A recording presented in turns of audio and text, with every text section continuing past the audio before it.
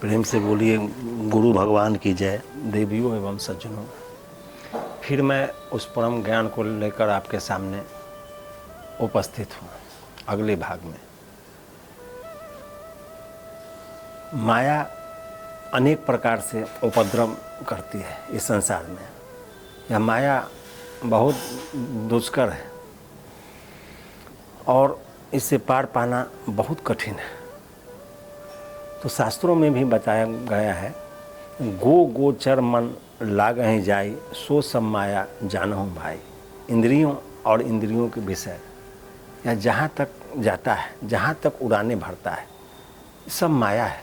हम आप अपनी बुद्धि से जितना दूर उड़ान भरते हैं, जितने दिखाई देते हैं, जितना दृष्टि गोचर है, जो इस भौतिक आँखों से दिखाई पड़ रहा है, सब माया है। और मन का उड़ान बहुत लंबा है।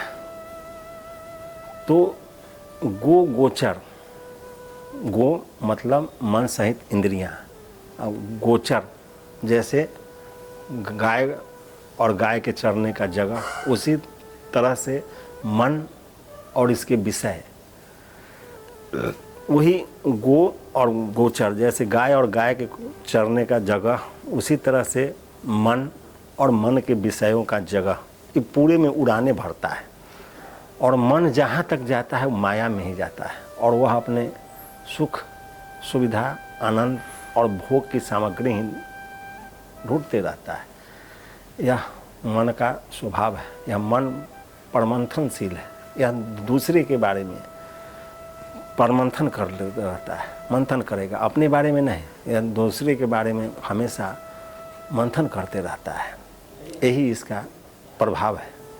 तो इसको बिना समझे, बिना जाने इससे पार पाना बहुत मुश्किल है। तो इसको जानने के लिए आपको गुरु की ज्ञान की आवश्यकता है, तभी आप इसके सभी प्रभावों को अच्छे से जान सकते हैं।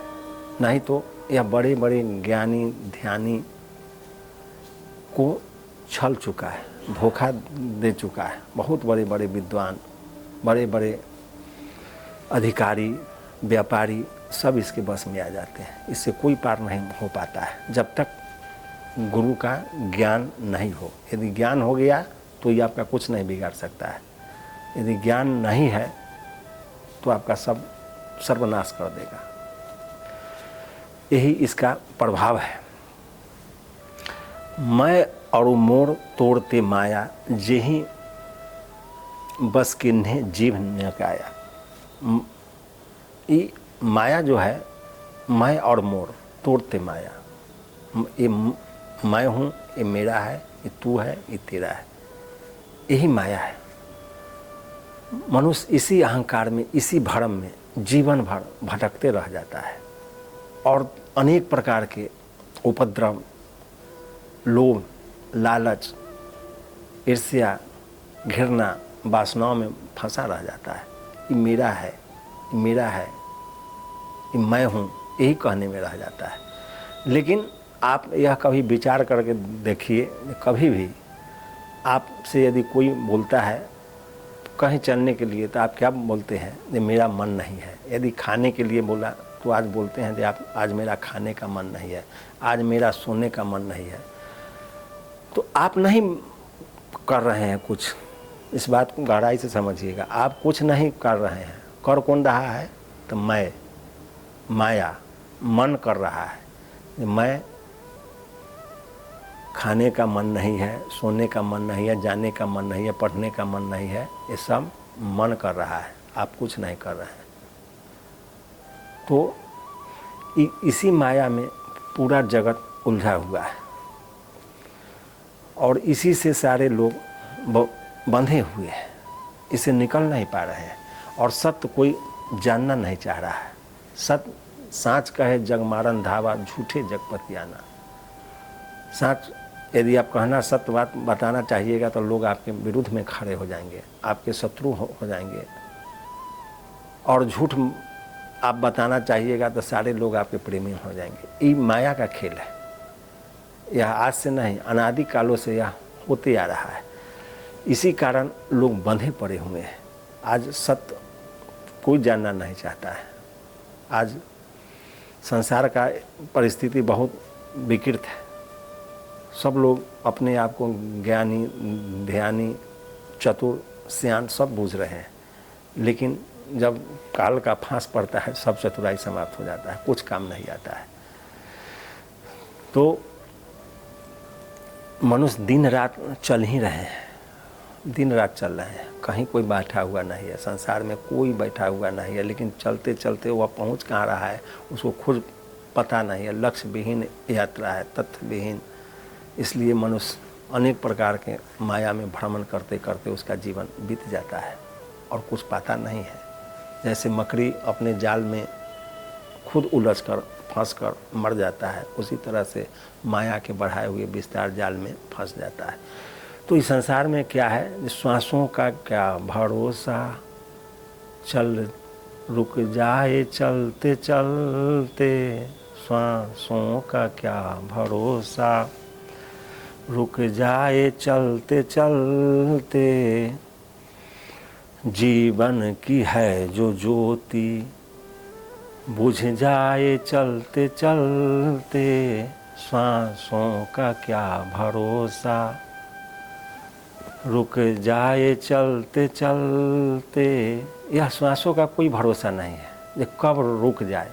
अभी चल रहा है, अभी रुक जाएगा। आपका सारा शान शौकत, सारे धन वैभव सब मिट्टी में मिल जाएंगे। आप मिट्टी में मिल गए तो आपके लिए पूरा संसार मिल गया, बचा कुछ नहीं शेष। सारे लोग अपने आप को बहुत श्रेष्ठ और महान समझ रहे हैं, लेकिन सब खेल श्वासों का है। यदि श्वास रुक गया तो कोई लाभ नहीं है, और श्वास ही जीवन है, लेकिन श्वास के महत्व को हम लोग नहीं समझ पाते हैं। जीवन है 4 दिन का, 2 दिन की जिंदगानी, अब आएगा बुढ़ापा, थक जाए चलते चलते, श्वासों का क्या भरोसा, रुक जाए चलते चलते। श्वासों का कोई भरोसा नहीं है, चलते चलते रुक जाता है।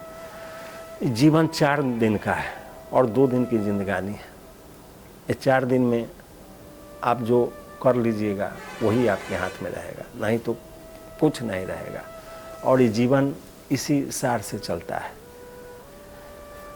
तो 4 दिन की जिंदगी है, जिंदगानी 2 ही दिन का है। 4 दिन 4 अवस्थाएं हैं और मनुष्य इसी में उलझ जाता है, कब समय निकल जाता है पता ही नहीं चलता है।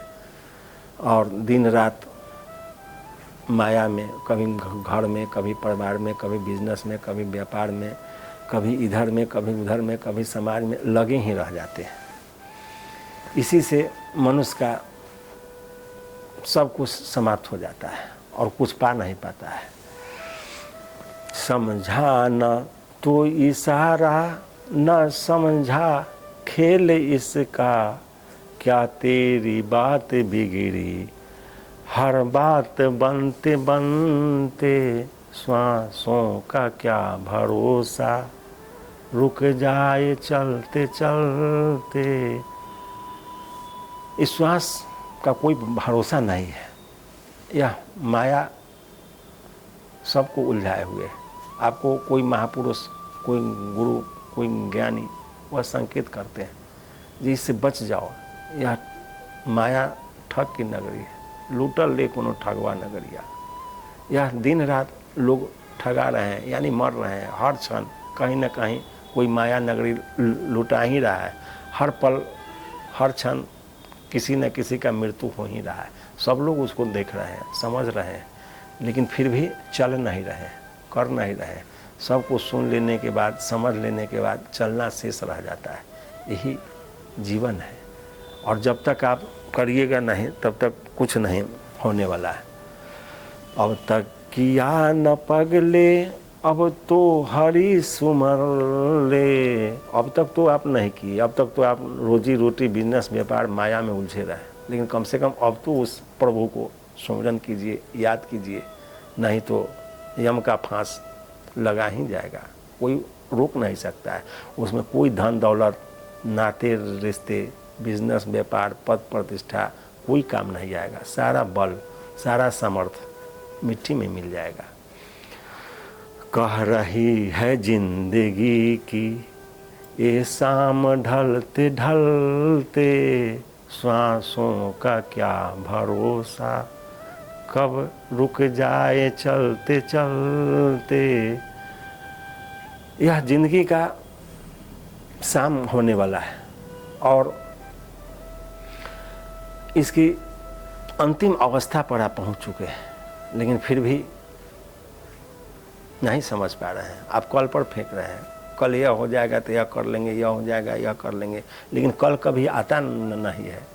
उसी नहीं आने के कल के चक्कर में, और कल कभी आता ही नहीं है, इसी चक्कर में आप माया के द्वारा फेंके हुए फांस में बंध जाते हैं और हमारा आपका सबका पतन हो जाता है।